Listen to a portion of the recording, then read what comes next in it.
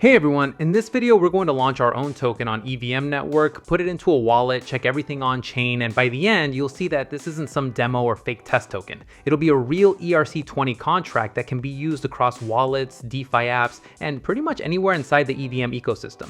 And the reason I wanted to make this video because a lot of people still think creating a token is some big developer task that requires writing code all day. It used to be like that. You'd spend time dealing with Solidity, libraries, deployments, testing environments, then you'd verify the contract, make sure you didn't break something, and if it was a serious project, you'd probably end up reviewing the code again for security reasons. So if you weren't a developer, yeah, it could get overwhelming pretty quickly. But things have changed a lot, so stay with me until the end because there are a couple of little details that are worth paying attention to.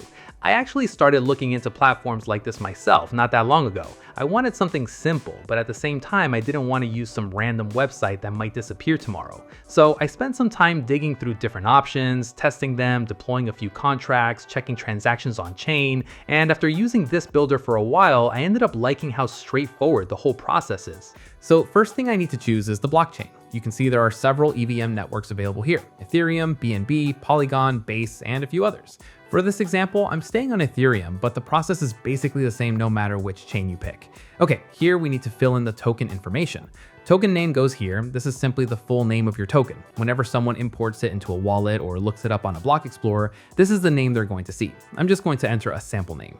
Then we've got symbol. This one's easy. It's just a ticker, the short version of the name. Same idea as ETH, USDT, BTC. Most people keep it short because it looks cleaner on exchanges and inside wallets. Okay, next, decimals. I'm leaving it at 18. That's the standard setting you'll see on most ERC20 tokens. So unless you have a very specific reason to change it, I'd keep it exactly as it is.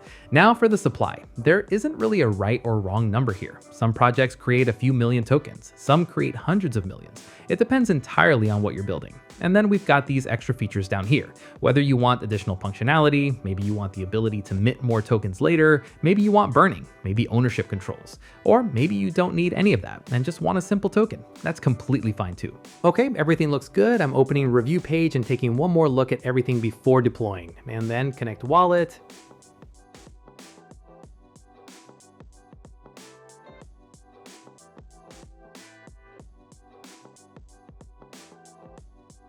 There we go, wallet's connected. Now I can choose which asset I'm using to pay the deployment fee.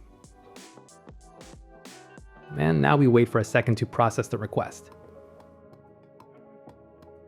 There it is, token's ready. And that's honestly the part that still feels kind of cool to me. A couple of clicks, a few seconds of waiting, and now the contract actually exists on chain.